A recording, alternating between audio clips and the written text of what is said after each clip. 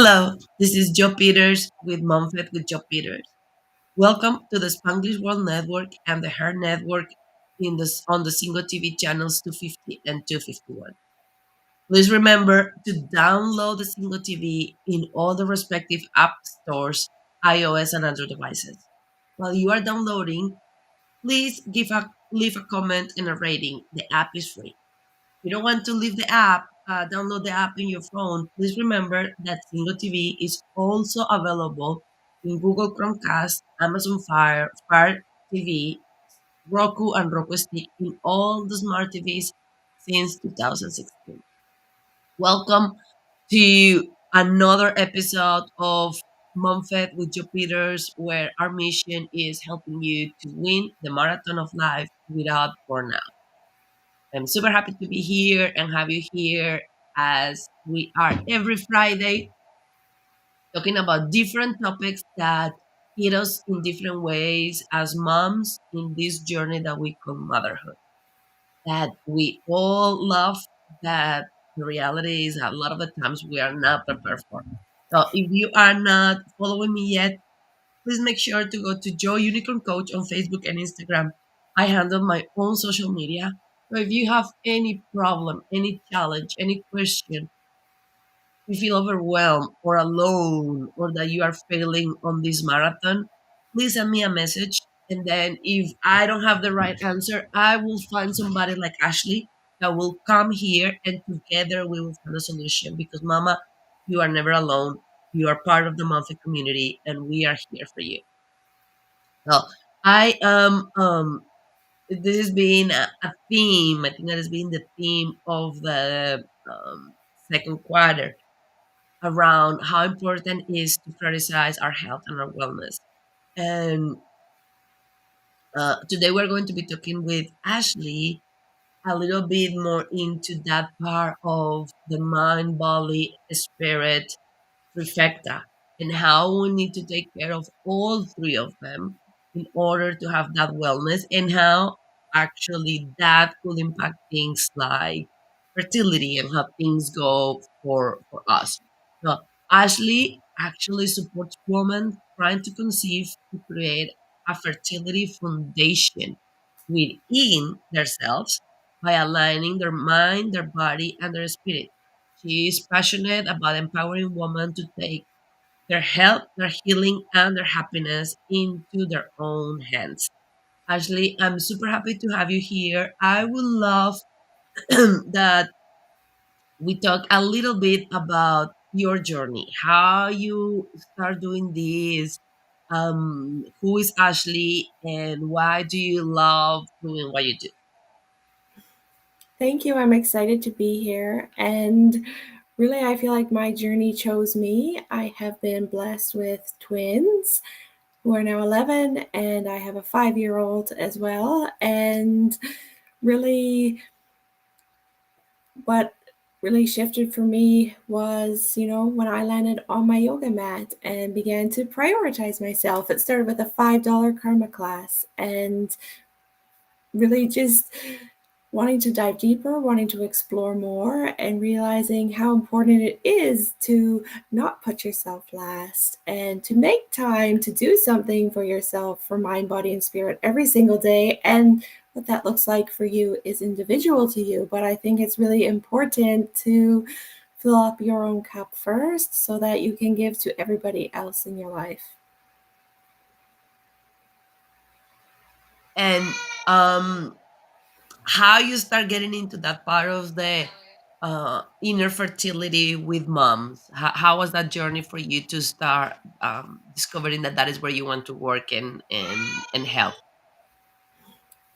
My journey began when, I had to use a medical intervention in a fertility clinic the first time around and didn't think that I could conceive any more children on my own. And after embodying holistic practices, I was able to conceive naturally and holistically very easily, very quickly, and was really empowered in that experience and had two very different pregnancies, two very different birth experiences, and just offering this to women to support them in a stressful situation because They are tools that I not only used then, but I still use them on a daily basis to stay in alignment, to stay balanced, to stay healthy, and to have them just in my toolkit. And I think it's important to have those things so that you can continue to show up and feel your energetic best.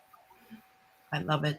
Now, I ask everybody to tell me a little bit about their um, phrase, their favorite phrase. And your favorite phrase was no mud, no lotus.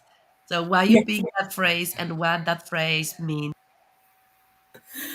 I think that the phrase no mud, no lotus really just resonates with me because when you're in the thick of it, you can't see any beauty ahead, you can't see the light, and to know that it is always there, but sometimes we have to peel back and sort of get through the mud first before we can achieve our goal or seek what we are truly after. And it really is sometimes a lesson in patience and really going inward and knowing that we are exactly where we're meant to be, even if it doesn't feel like it sometimes.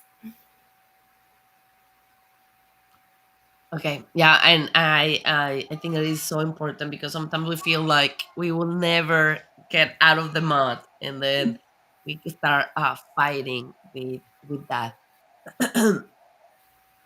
Okay, so what are some of the top things that work for you and for the people that you know, and where do you think that this balance between body, mind, and spirit come into play for things like showing up as a mom and or getting pregnant again, either if it's your first time or if it's a second, third time um, in the journey.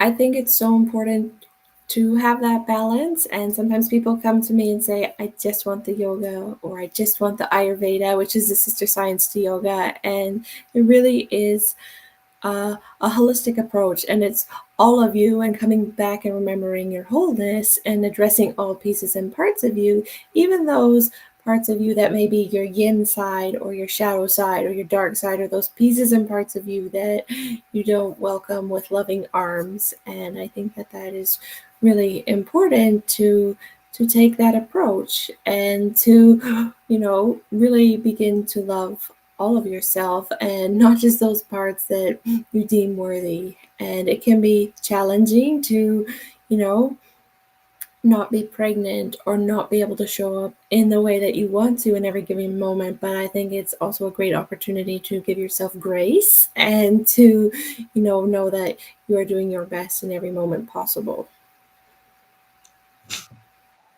And what are some of those tips that work for you and that moms that are facing this can start considering as they hear you and say, oh, you have an alternative, you have something different, or like you are saying that they already are starting to consider that that would be the path that they need to have forever if they want to keep doing it. Can you rephrase that? Sorry. Yeah, so what would be some of the tips that work for you um that help you to get that alignment between body, mind, and spirit, that some of the moms that are thinking that this is something that is happening for them can start considering in how they can start seeing some of these things as a possibility in a daily practice. Some of the daily practices that I use and that I offer to clients are, instilling a meditation practice. And another thing that is deemed very valuable in Ayurveda is dinacharya, which is, a daily routine and sort of having a daily routine and having that consistency and showing up for yourself. And then these habits and patterns, when you make them positive, they work for you and you show up for yourself, even if you're tired. I get on my yoga mat every day and it doesn't matter what poses I do. It's just I show up for myself and I listen to my body and I give myself what I need at any given moment. And there's no right or wrong. It's being in tune with yourself and not forcing and doing things that are out of alignment for you, you know? You don't feel like going for a run, then move your body in a way that feels good for you, you know? Maybe it's time to go for a swim or do something a little bit more gentler.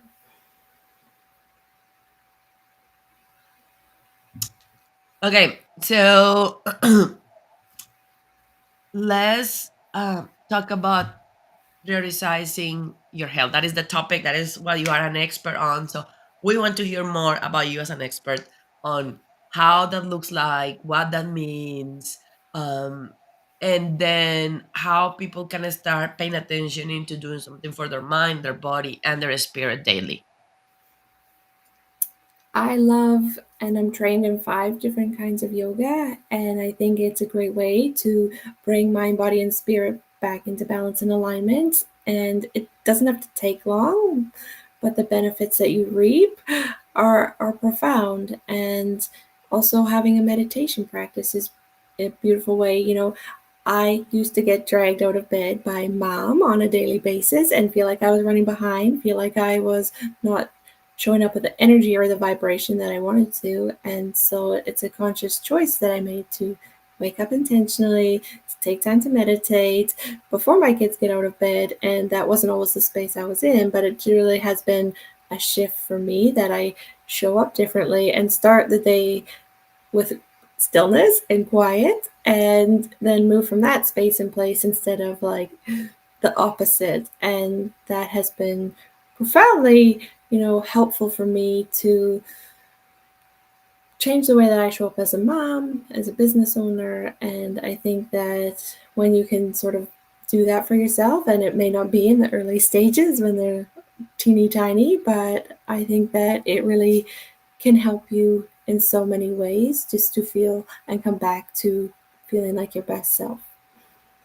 So I think that it's important that we talk a little bit about yoga because unfortunately we still have this misconception that yoga are the flexibility, um, super skinny chicks that go into form a pretzel with their legs and their arms. And we're gonna just talk a little bit more into what actually is yoga and how yoga can be a tool, like you were saying, to align body mind um, in a process that supports all as moms or moms to be. I think that it's really important, and you touched on a profound aspect of it, is we often see it as, you know, the fast, heated, quick moving sort of classes. And yes, there's a space and place for that. I did used to teach that before I became pregnant again, and then I couldn't be in the heat and I didn't feel well, and it was like, hey, I can't do that anymore. And so there's a time and stage and place where you might be really craving and seeking that flexibility and quick movements and strength, but also to incorporate the opposite dynamic, which is what I offer mostly to my clients, is yin yoga, because it opens up your meridian lines in the same way as going to acupuncture does for fertility. But you can do it at home in the comfort of your own home with a bolster, and it's like acupressure, and it's just a different way to move your body and to focus your breath and your attention and your awareness. As well as restorative yoga is very beautiful because it's very healing to the mind, body, and spirit. And that can be used if you've had a C section. You know, if you've had a C section and come home from the hospital, you can use that to help heal and repair and replenish. And so it is a beautiful form of yoga as well to give yourself that opportunity to pause, to slow down, and to not move at such a quick and rapid pace, because we're not always at that stage in our life. And I think it's really our job to sort of honor what sort of stage that we're in at the present moment and what's going to actually serve us best.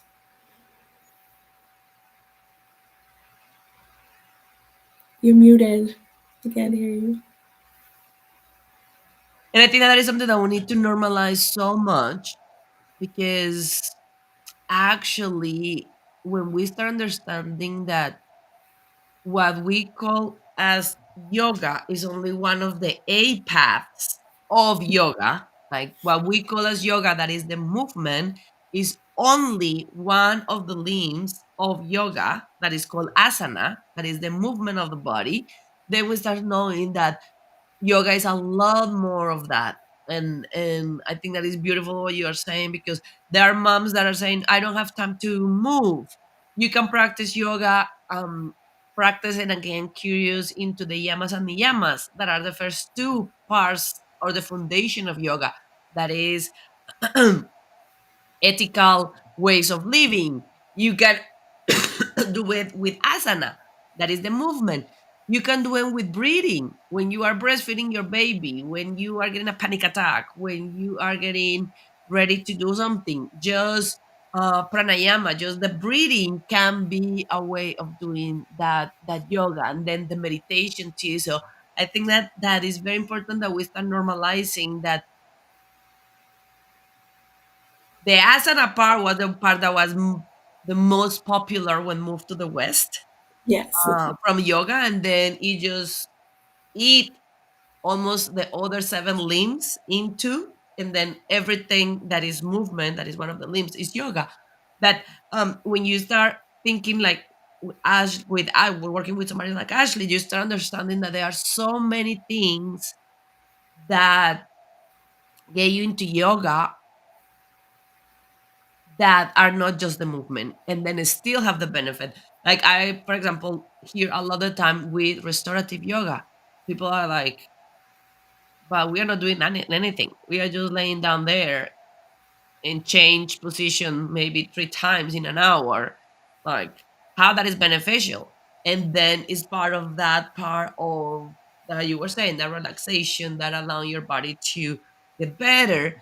So why do we do yoga? What is one of the main goals and one of the main um, objectives of us going into that path of getting curious about how to incorporate yoga in our lives?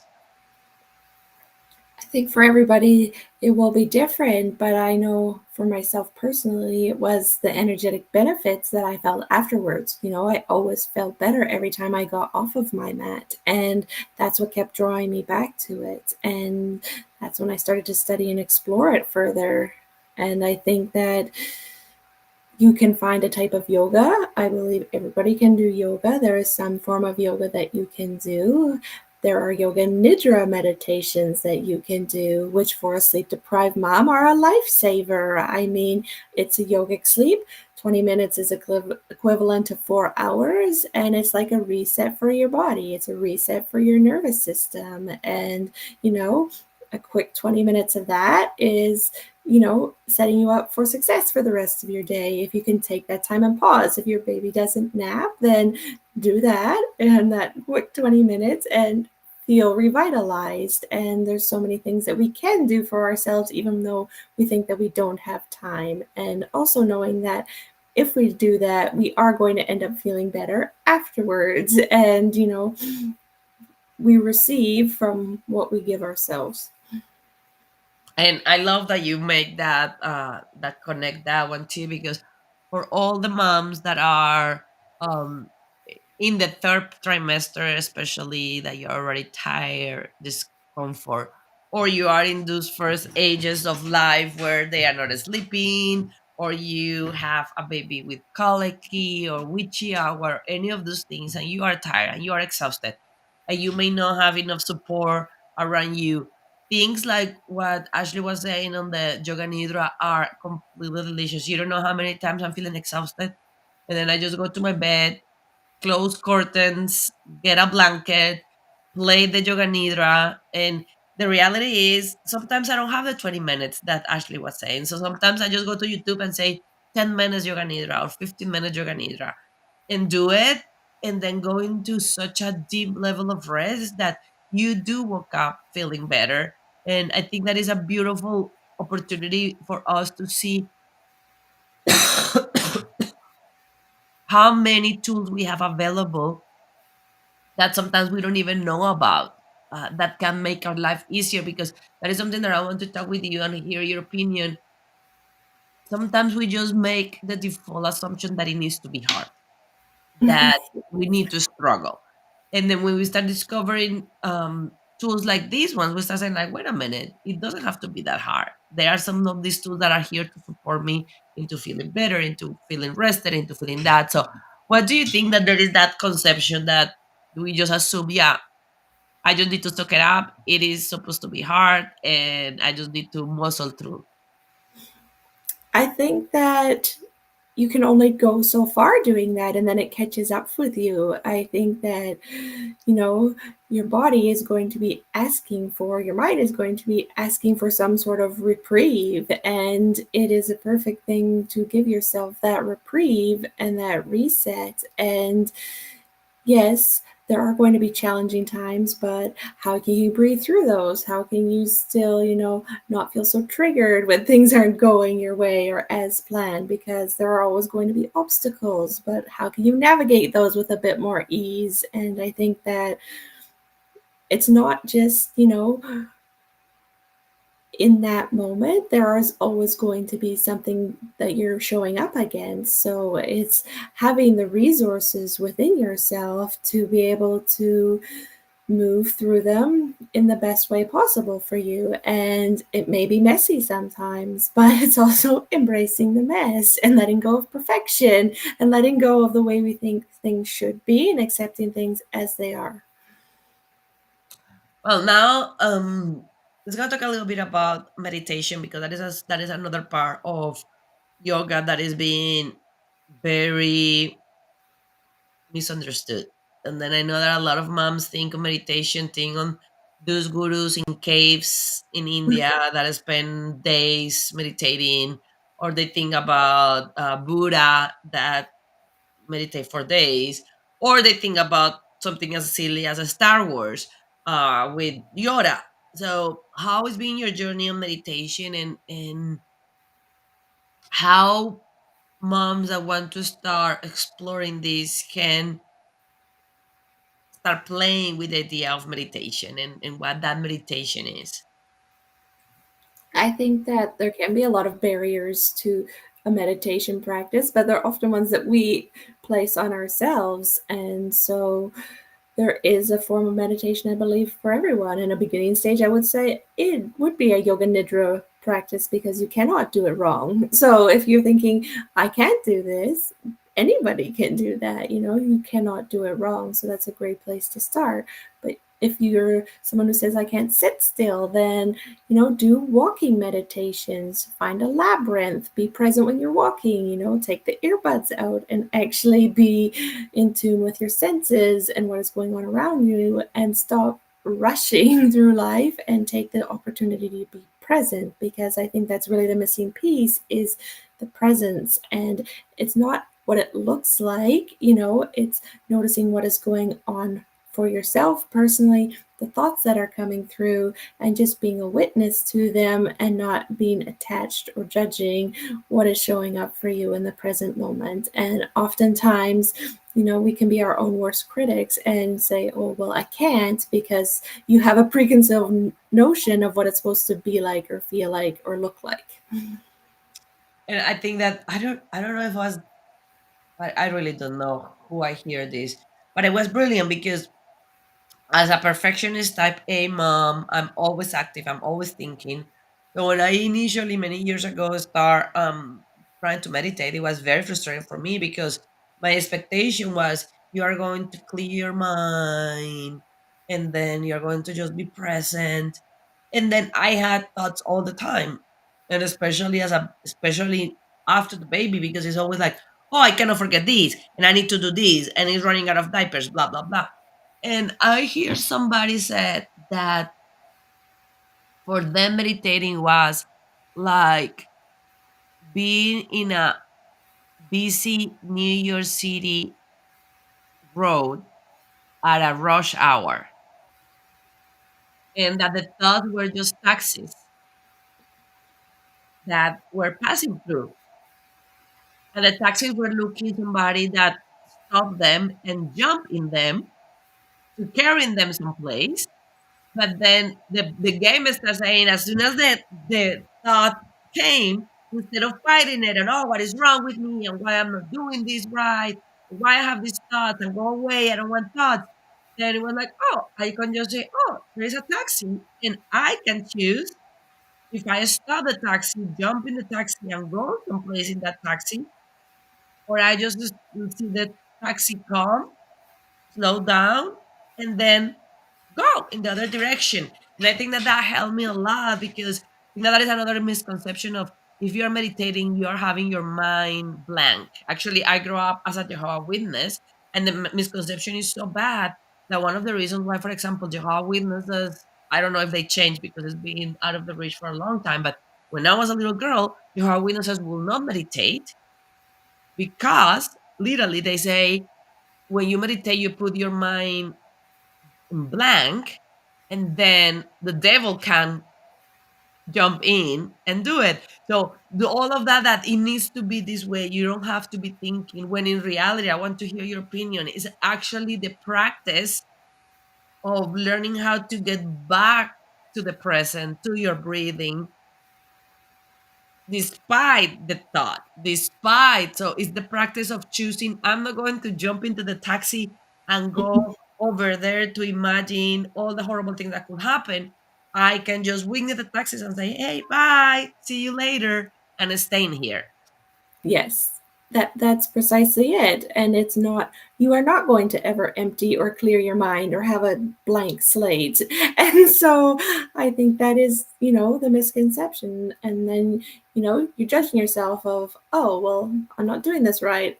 I can't meditate. This isn't for me. I tried it and, I've thrown it out the window. And yet there are so many benefits when it can become a regular practice, and to know that maybe initially you need to do, or follow a guided meditation, and then, you can probably learn to sit in stillness and find that for yourself, but it may not be in the beginning stages right off the bat.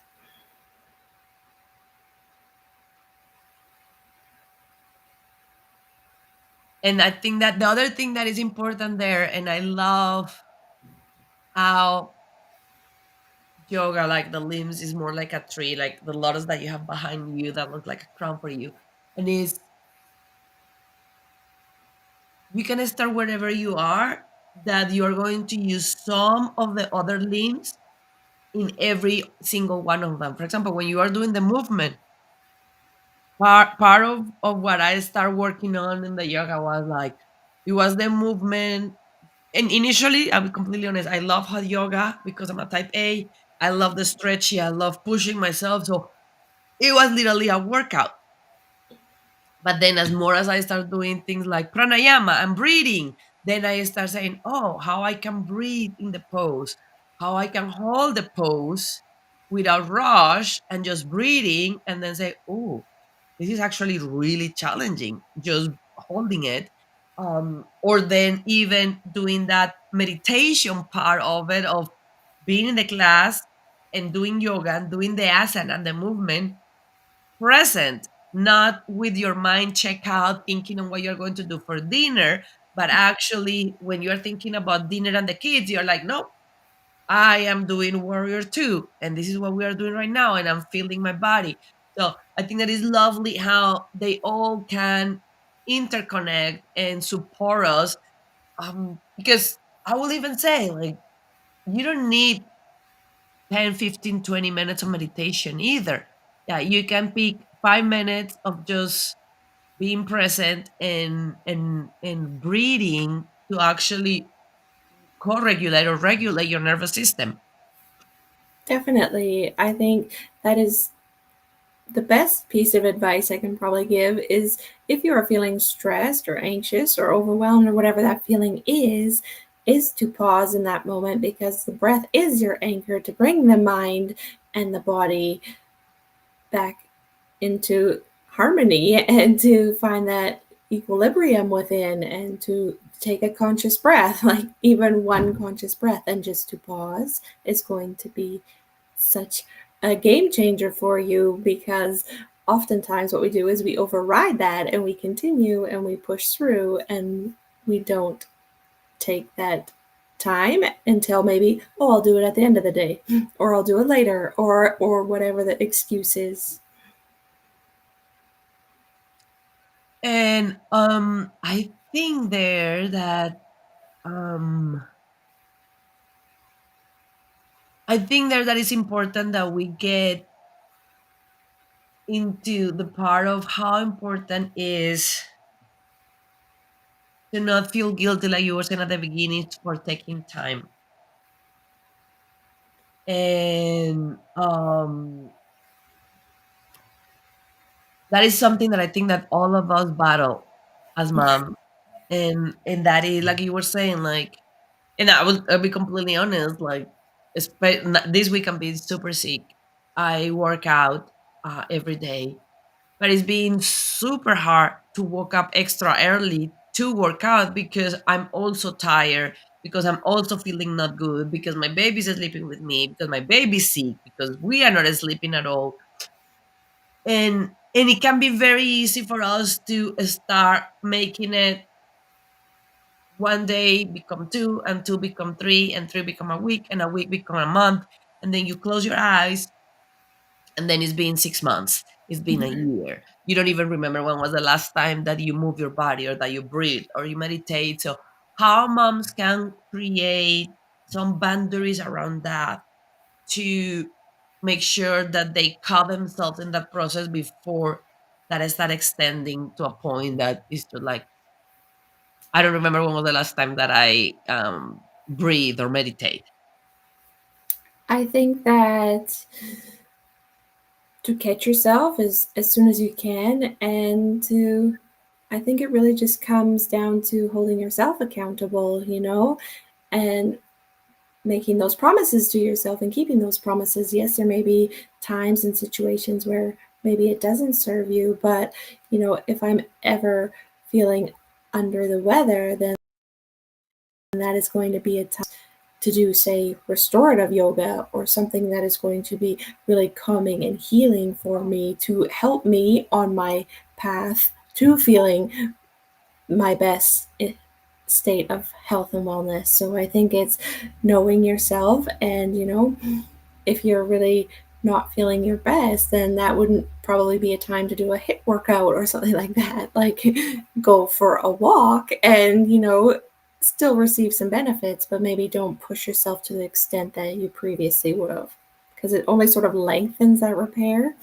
And if you've completely fallen off the wagon, I just want to say that it's stated in many things that when we're here we can often fall, and then we can even fall lower because we were once so high. And I think it's to just give yourself grace, and to notice, and to know that maybe that level is not always sustainable or attainable for you, but to you can always start again. Day one can be any time, and you can always choose yourself again, choose to show up for yourself, choose to prioritize yourself, choose to honor your health and well-being, knowing that your health and wellness is your wealth. And I think that is very important that we know ourselves, because I think that that is one of the things where we get most in trouble, into we try to do what work for others. And Yes. if you know that you have a challenge with restarting things, then maybe it's very good what Ashley says I will not skip it, even if I need to do a restorative, even if I can do it just for a minute and a half.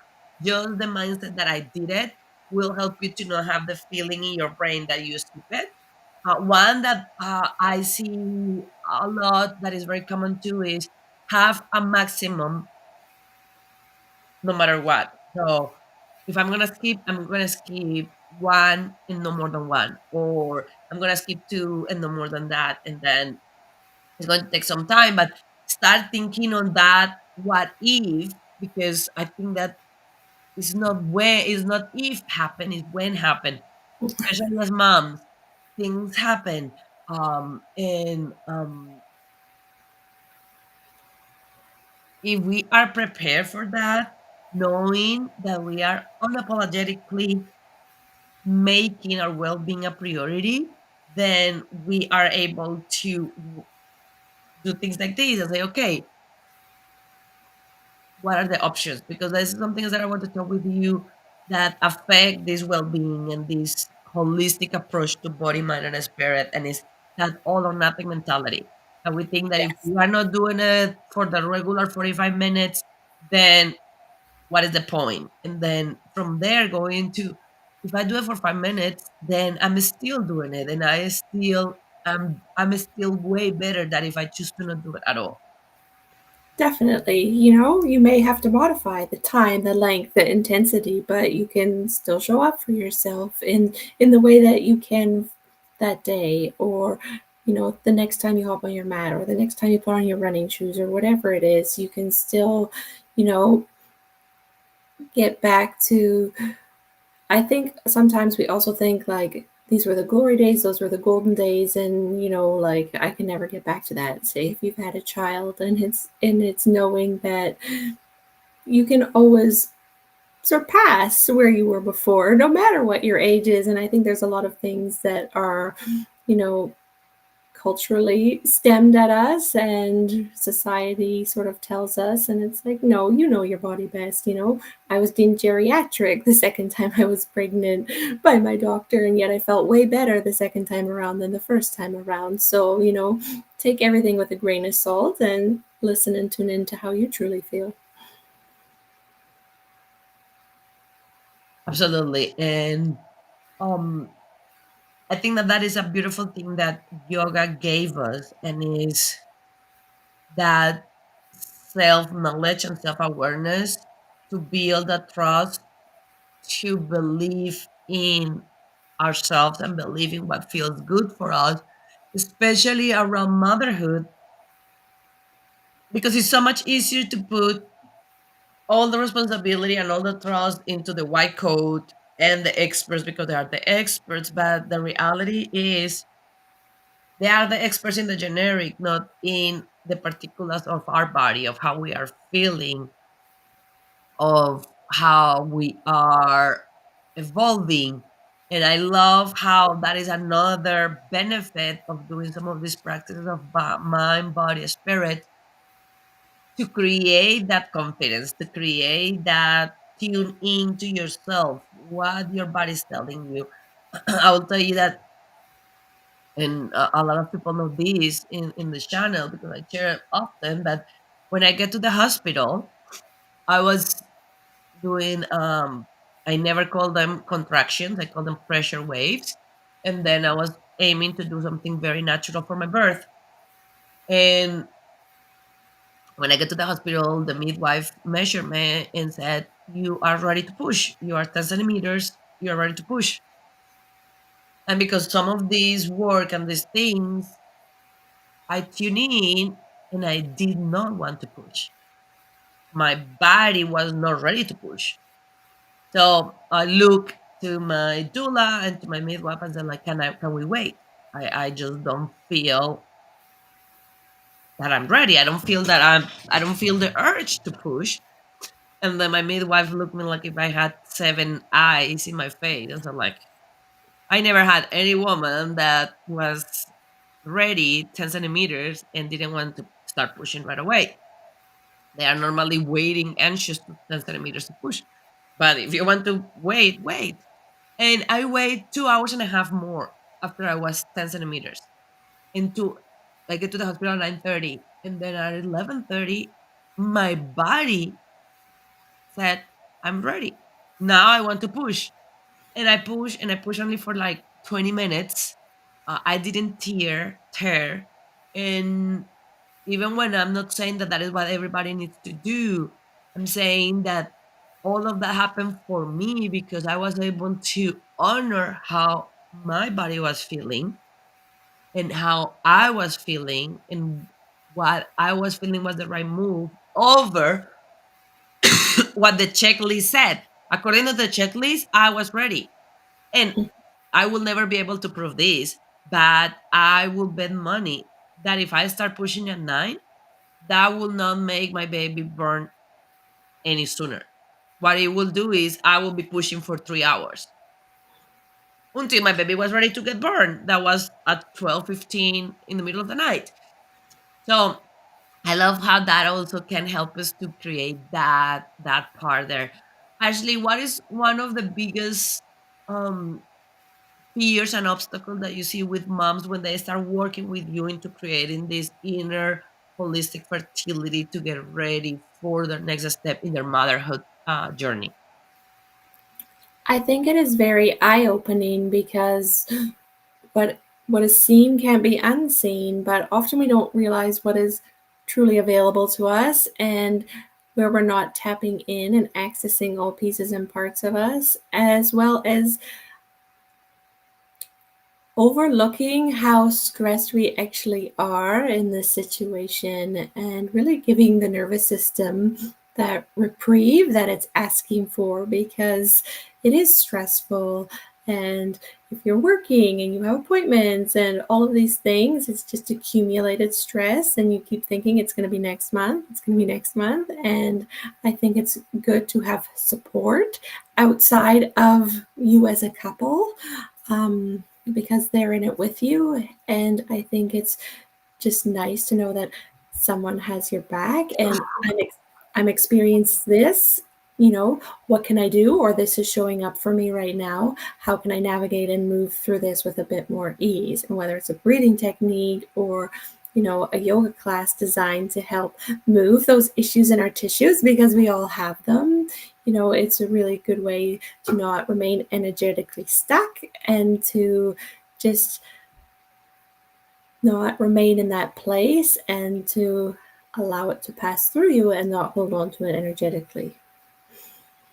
And before we finish, let's gonna talk a little bit into that yoga, the spirit part, because that also sometimes is for the more conservative moms where they start getting a little nervous about trying some of these techniques, because then they are able to understand, okay, my mind, my body, but the spirit, that God, and I don't want to break some of my personal spiritual beliefs. So what part plays the spirit, and why is important to do mind, body, and spirit instead of, for example, just mind and body?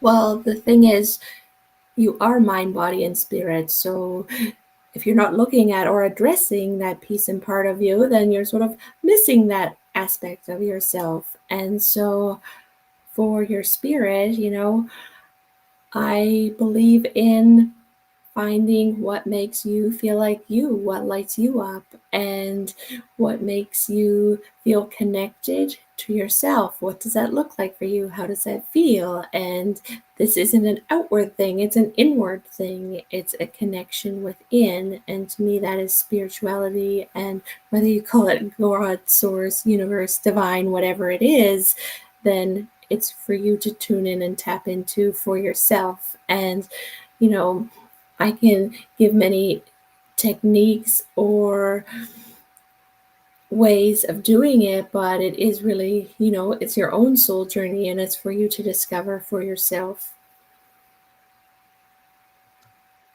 Um, so, what is that journey of being a holistic fertility coach? What is the goal of being a holistic fertility coach? The goal for me really is that I am offering a space and a place that is sacred for you to be exactly where you are, to be present and witness to whatever you're experiencing on your journey, to heal what has happened so far, because often we overlook, how long we have been trying, what we have been through, whether it's miscarriages or failed rounds of IVF. There is often healing that needs to take place on this journey, and to offer things that have zero side effects and only positive benefits, and to know that every person that I work with leaves feeling better whether they are pregnant or not yet. And I think that that is very important as we close the show into pointing out, because one of the things that take out of the whack our hormones and then breathe of our nature is stress and cortisol.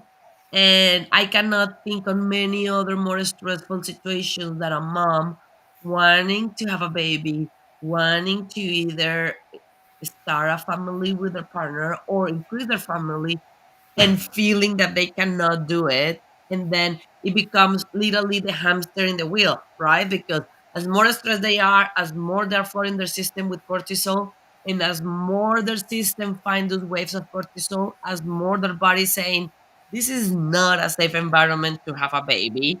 We are not safe.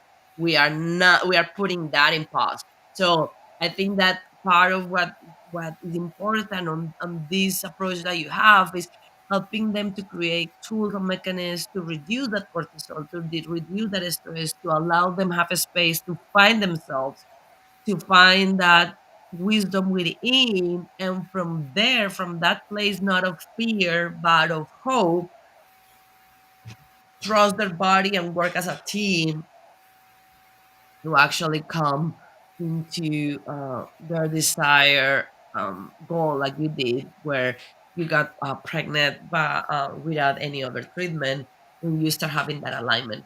Ashley, thank you so much for being here with us today. I would love for you to share a last message with all the moms that are watching us around the world, and then also tell them if there are moms or moms to be that felt connected or related to what you were saying in terms of the stress, in terms of their path to wellness and mind, body, spirit, how they can reach out to you, how they can find you in the beautiful world of the internet. I would love to just share that often we can feel alone when we're in it if no one in our immediate circle is going through it, or our workplace, no one is experiencing infertility either. It can be very isolating. And to know that you're not alone, to know that there is support available to you, know that it is not a weakness to ask for support, to ask for help. Choosing and prioritizing yourself is always going to serve you in the best way. And if you are looking for that support, I have a holistic fertility Facebook group that you are welcome to join. And if you know someone, you can refer them to this group. It's just a space to land in and be as you are and to take what serves you. And you can find me on social media, on Facebook, on Instagram, on LinkedIn. Um, just put my name or holistic fertility coach, and you will see a baby coming out of a lotus. That is me. Okay, so find the baby coming out of a lotus with holistic fertility coach. And remember, I think there's a beautiful way to close. You are never alone. There is always people around willing and happy to help you. So thank you so much, Ashley. Thank you to everybody that tuned in today. We would love to hear your comments, your feedback, your questions. We are here to serve you. Remember, our mission is helping you to win the marathon of life, the marathon of motherhood without burnout.